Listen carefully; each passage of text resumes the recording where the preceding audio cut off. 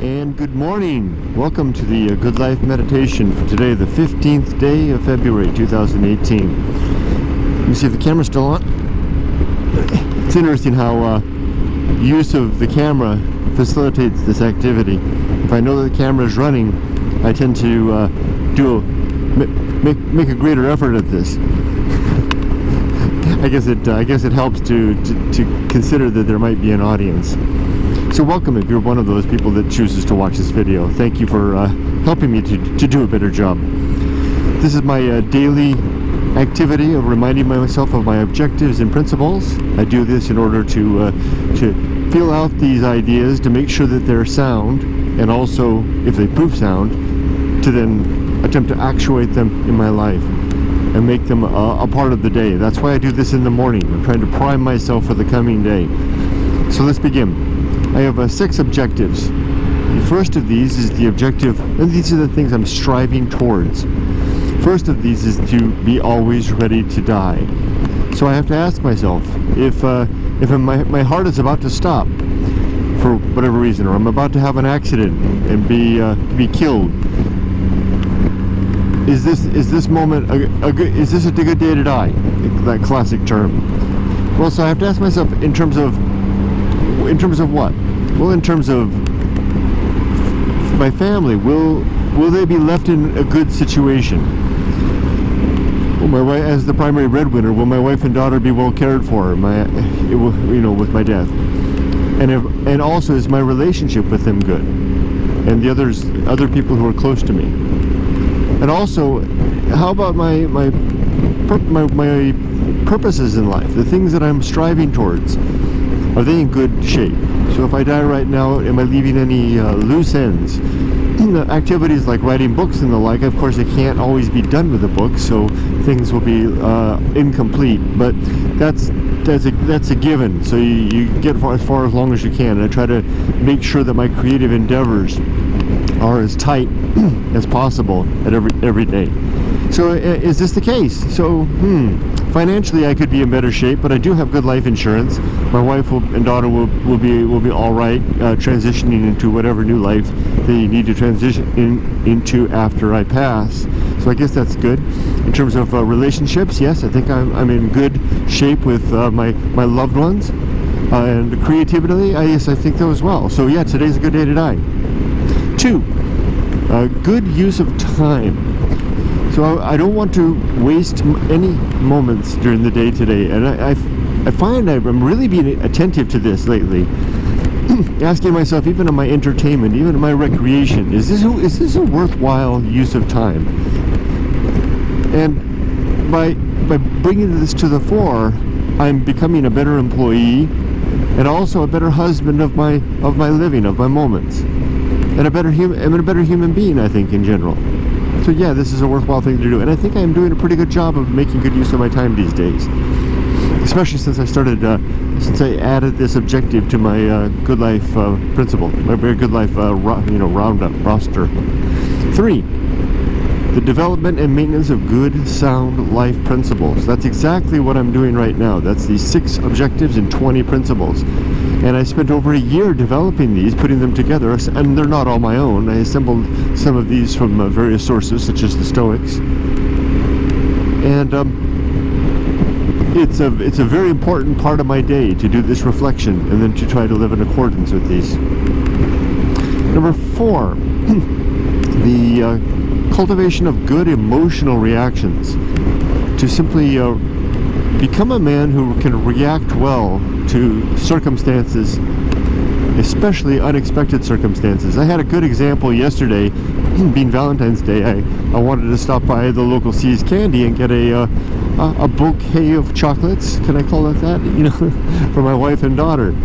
And when I did so, the line was horrible, and then there was a couple in front of us that were spending a lot of time hand selecting their like 4 or 5 boxes each. And it was taking a long time, and my little dog was parked outside, and I was worried about him, but I could kind of keep an eye on him, and I was frustrated because the time was taking so long.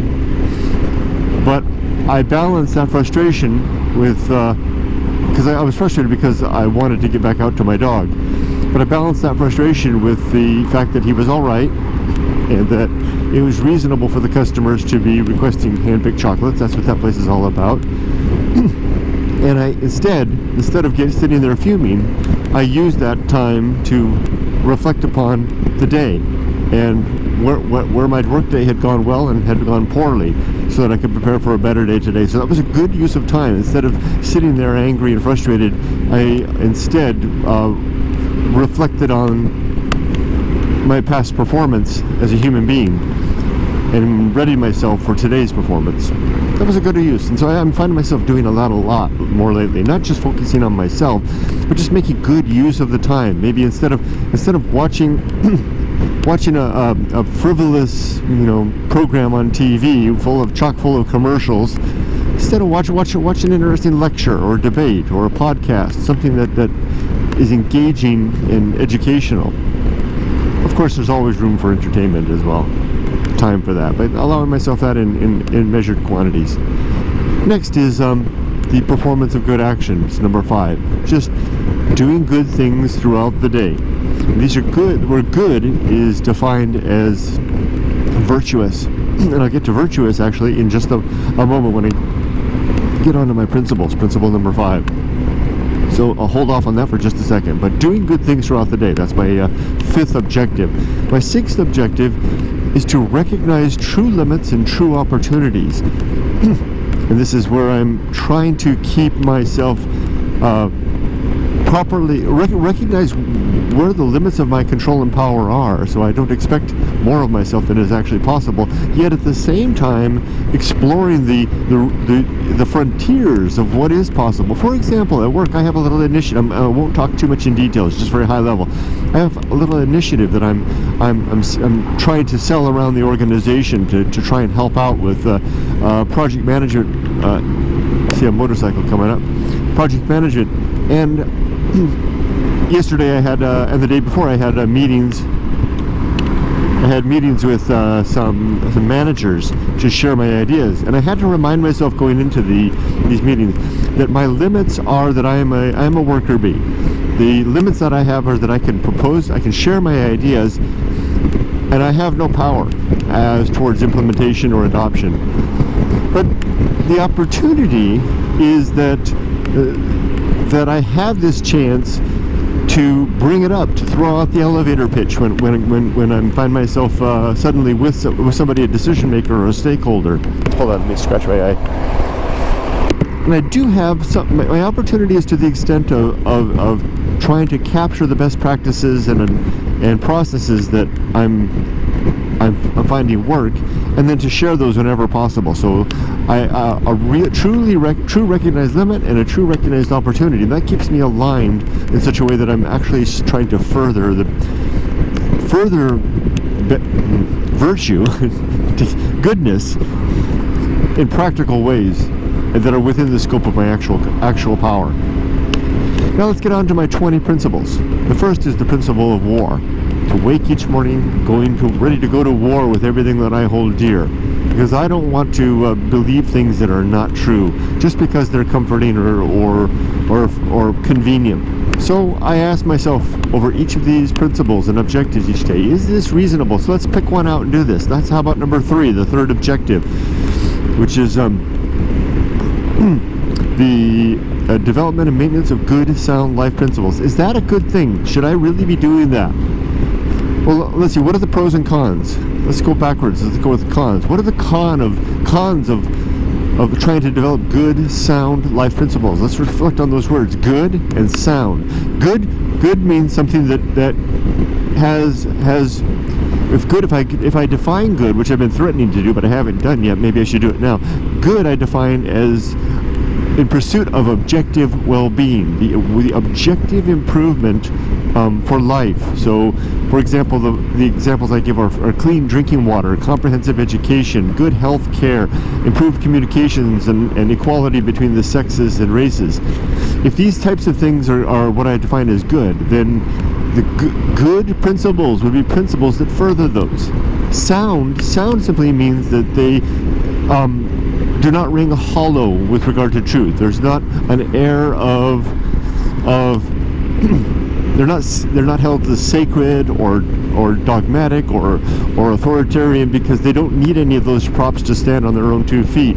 They are sound because they can be supported on their own weight, no matter how critically I examine them. So the con. So I tried to get the con. The con is seeking after good, sound life principles. I guess the con is that I may find myself without any, because if I can't uncover any good, sound principles, then I don't have anything to operate with, and I'm left rudderless. So fortunately, that hasn't been the case. I've come up with 6 and 20 that I believe are quite sound.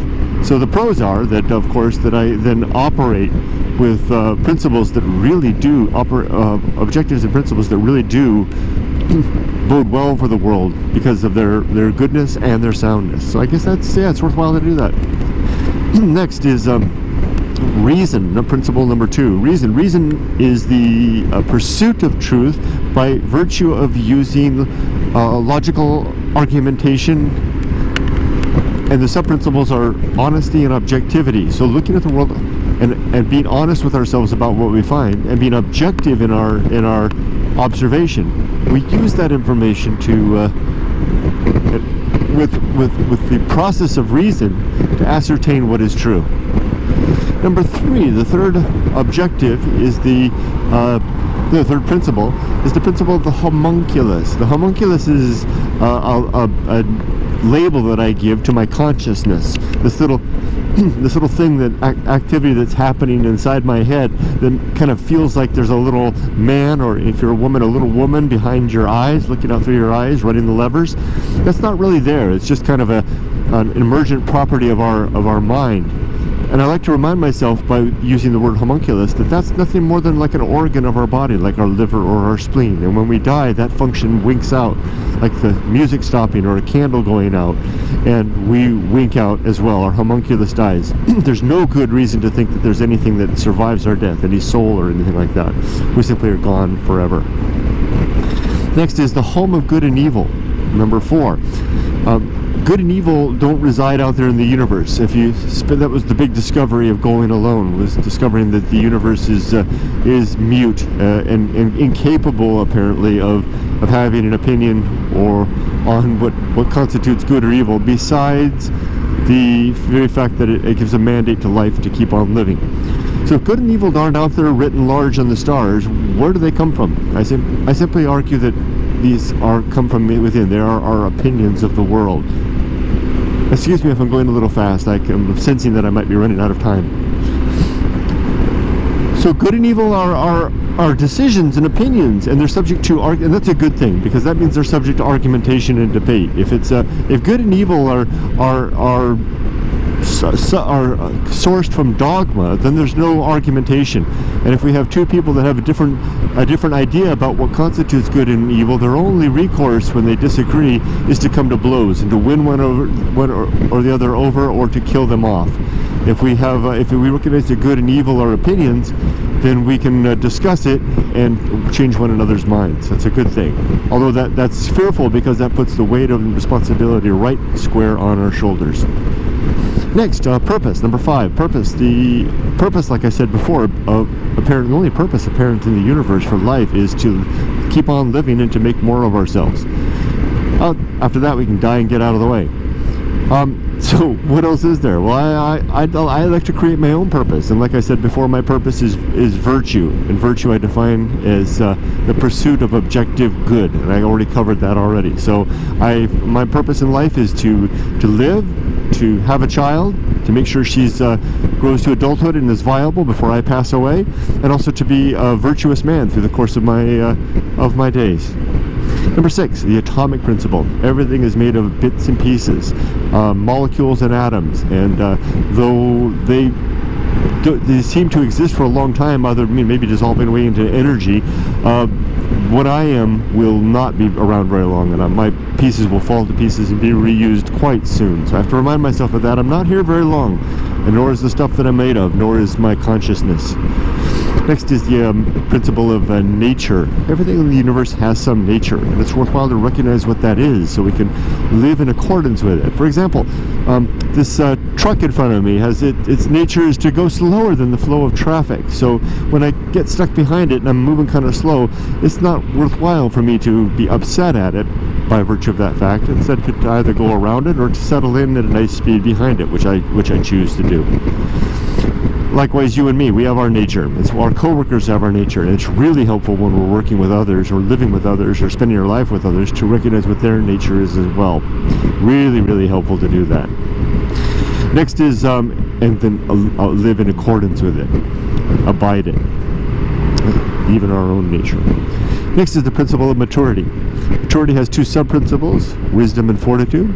It's worthwhile to try to cultivate wisdom through a recognition of what our mistakes, what the cause of our mistakes, and remembering that so we can instantiate best practices into our lives. And then to use fortitude, which is discipline and just basically raw grit to push through the hard times towards the ends that we know are better by virtue of our wisdom. When you can combine those two, you become a very powerful individual. Next is it's a social principle. Human beings are social animals. We don't survive well on our own. In fact, we rather do not flourish on our own, for most of us. And despite writing the book Going Alone, I'm not an advocate for going alone utterly in life. I'm an advocate for going alone to discover the great indifference, to see what the universe, just to see the face of the universe without God, so that we can have that understanding as we go and build our better lives in spite of that fact. But so find people in our lives. For me, it's just a small nucleus of my wife, my daughter, my mom, and my brother, and that's about it at this point. Maybe more friends later, but not now. And then be a social person. Engage in social good. Strive for the betterment of the many. Next is the Feast of Offal, the waste and byproduct that flows out of us through our undisciplined, unprincipled living, and that others seem to pick up and consume and then get upset and throw out their own offal. And offal, of course, being the waste of butchery. It's an amazing process that we do that. So I try to remind myself to not do that. And to when others are throwing out offal, to just simply let them do that, maybe comfort them if I can, but to not consume it myself. That's a struggle. That's a battle. I'm human like anybody else, and I struggle sometimes to getting upset at when other people are unreasonable, or doing the same myself, being unreasonable myself, and consuming my own damn offal and giving it out to share with others. What a nasty thing to do. Try not to. Next, I have 10 more to go in like 3 stops. I think I can do it, but I have to go fast. Number 11 is temperance. Sub-principles of suffering, simplicity, and apathy. Temperance, of course, is our controlled consumption of all things: food, drink, work, play, all the rest. We suffer because when we deny ourselves what we want, it's a painful thing. Simplicity is a sub-principle because when we live a simple life, we are instantiating, that's the word, I keep using that word, but that's the right word. We are instantiating temperance. That's not the right word. We are making temperance a part of our daily life. Struggling for the right word for that. And then apathy, because apathy is a superpower to recognize what is and what is not within our control, and to not be upset by the things that are not within our control. Like, I didn't have much control over the fact that those people were ordering lots and lots of custom-made chocolate boxes on the busiest chocolate day of the year, and so I chose to not get upset about that because it was outside of my control. And I was successful yesterday, mostly. So temperance next is, after temperance is the path of, the best seat in the house, to not want to be anyone else, or be anywhere else, or be doing anything else, but to be okay with just who I am, where I am, and what I'm doing, all the while striving for better. Next is the path of wildness, recognizing when a tough decision needs to be made, and to allowing ourselves some time to think about it, and when that time is up, to either make a decision or give ourselves more time. But we can't carry that on forever. Eventually, a decision needs to be made. And if we don't have all the facts and the time is up, then by gosh, I'm going to be informed of my gut, and let my gut kind of sway me, recognizing that that's not always a good way to make decisions, and it may lead me to a mistake, but also recognizing that there's virtue in forward motion, rather than stewing for ages in indecision. Next is the the risk of avoiding risk. When we're young, we're told to get an education, get a good job, find someone to marry and settle down with. Those are good advice. I call those the surface level risks of life. They're the ones that everybody spots and we all try to attend to. But I offer that there's also deeper level risks. These are the risks of not abiding our interest in living an interesting life and becoming a diverse, fascinating person with lots of adventures and experiences and conversations and challenges. So I say, get out there. You give yourself the decade of the 20s. Get out there and make it a great life adventure. Go as far as you can with education. Have as many adventures as possible. Meet as many people, diverse people. Make as many mistakes as you can tolerate, and then settle down to a more settled life later in life. I'll bet you're going to find a more interesting person to settle down with, and you'll be a more interesting person as well. And you'll also have a lot more stories, a lot more interest, and you'll be more satisfied. And you'll also, as I like to say, become the most interesting person at the cocktail party with all of those anecdotes and background, and you'll have so much to say and so much to observe. So give yourself both, attend to both level risks, the surface level risk and the deep level risk. Now I'm almost out of time. It's a rare person that can do both. Now the next is sin and damnation. There are 5 sins in my worldview. They're all the same thing: falsity, credulity, faith, superstition, and dogma. And these are all the same thing because they're all basically believing things that have not been shown to be true, or a willingness to believe things that are not true. And we need to watch out for those things because they will lull us, they will lure us into a life of comfort where we can't actually support the things that we believe are true. And you watch out. You can tell when someone's been backed into such a corner like that because they get angry, threatening, and when they cannot support the things that they hold as true. And it's not a good life to live. It'd be a life of believing things that you can't validate. It's a dangerous life. It's dangerous for everybody, especially if you're voting along towards things that you can't show are true. And if anyone says that it's because of faith, and that's a clear giveaway that they're operating in that realm. Next is in the damnation part is you live a life of damnation by the virtue of the fact that you can't support the things that are true, that you believe what you say are true, living and possibly believing untrue things. Next is complete oblivion. When we die, we are completely wiped out. Our body, mind, everything, our homunculus. There appears to be no surviving our deaths, no final reunion, no final reconciliation, or no final justice. We will not see anyone. We will not meet the ones we left behind after we die, or the ones that went before us. We will have no chance to reconcile our differences, and we will have no final justice where justice was left unpursued. So get together with the people you love while you have a chance. Reconcile your differences and seek after justice where possible in the here and now. Almost done now. The great life adventure is that time of life, like I mentioned before, to cultivate adventures, experiences, education, to be a little bit selfish for maybe a decade, and live that life that you want to be. Become that person, even if you don't know what that is. Just get out there and do things and challenge yourself and take risks, and you'll find it along the way. And give yourself that. It's a worthwhile investment. Next is the season of philosophy. It's a time in life when the muse starts to speak. The muse is nothing. There's nothing weird about that or supernatural. It's just the voice of creativity that rises in us at various points of life, and they're more likely to hear the muse if you give yourself a great life adventure, lots of them.